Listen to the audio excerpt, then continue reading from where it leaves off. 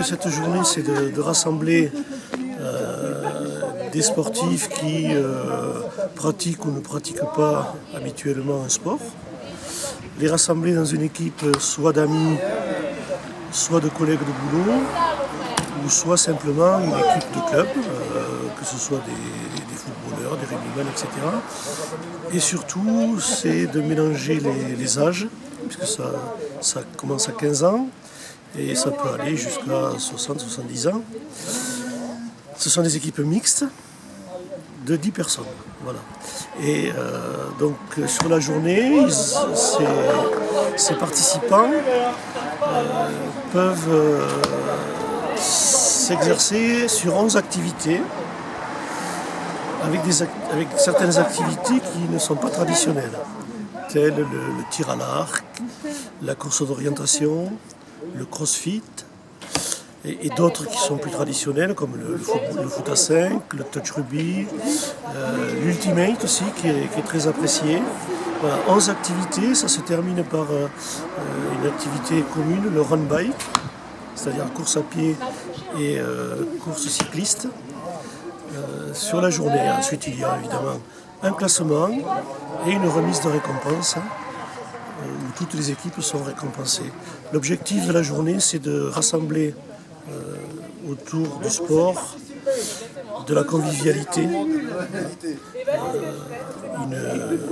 une certaine quantité de personnes, qu'elles soient habitantes de Notis ou des environs. Voilà, c'est une journée qui l'année dernière avait été très appréciée, avec 8 équipes participantes. Cette année, nous en avons 4. Le mauvais temps et les problèmes sanitaires ont découragé certains, mais les 4 équipes présentes jusqu'à présent se donnent beaucoup et seront sûrement très contentes de leur journée.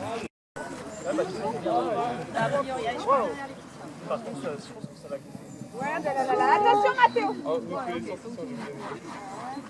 Allez Valou, allez. Encore la barrière en arrivant. Démarrage.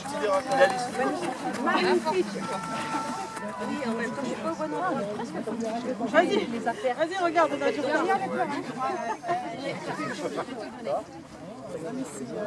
Laissez un peu toi, Laetitia, fais le tour. Allez, Laetitia. Attention à la barrière en arrivant. Et là, on coupe. On fait genre. Allez, allez. Ils ne vont pas comprendre. Bonjour messieurs. L'orientation était une activité à la fois sportive et ludique, si on peut dire, qui peut se pratiquer à pied, en vélo, en équitation aussi. Bon, c'est une épreuve qui peut être à la fois individuelle, en équipe, c'est-à-dire en relais, et qui se pratique ou en forêt, ou en activité urbaine, par exemple en sprint qu'on appelle. Sprint, c'est des épreuves courtes.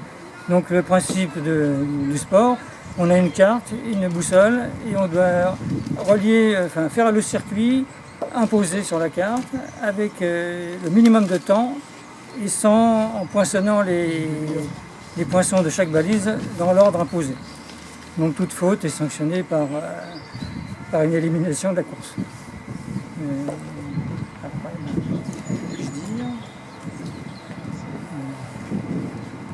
Ça fait de 7 à... Oui, c'est un sport qui se pratique aussi bien en loisir qu'en compétition, qui est ouvert à tout un chacun, à partir des enfants jusqu'aux grands-parents. Se pratique en individuel, donc chacun fait à son niveau, ou en marchant ou en courant. Il faut savoir qu'on a un champion du monde en France qui a été champion pendant plusieurs années, et qui est maintenant coach de l'équipe de Finlande. C'est un sport qui est beaucoup pratiqué dans les pays nordiques, Suède, Finlande, Norvège. C'est-à-dire que chez eux, c'est l'équivalent du football chez nous, c'est le sport le plus populaire et pratiqué en famille, à l'école et au haut niveau. Voilà. On donne tout, hein. Bien. Concentration, stabilise. Bien. Ouais. Oh, ça le temps. Angela, tu tires J'avais pour nous. dit 20 points. Ouais. Tu vas tirer pour nous. Ce qu'il faut, c'est qu'elle baisse ses doigts. Baisse tes doigts. Vas-y. Encore, encore. Voilà, Aussi, vas-y. fais pas... Pardon. Ça ne se reproduira plus. Si, si, si.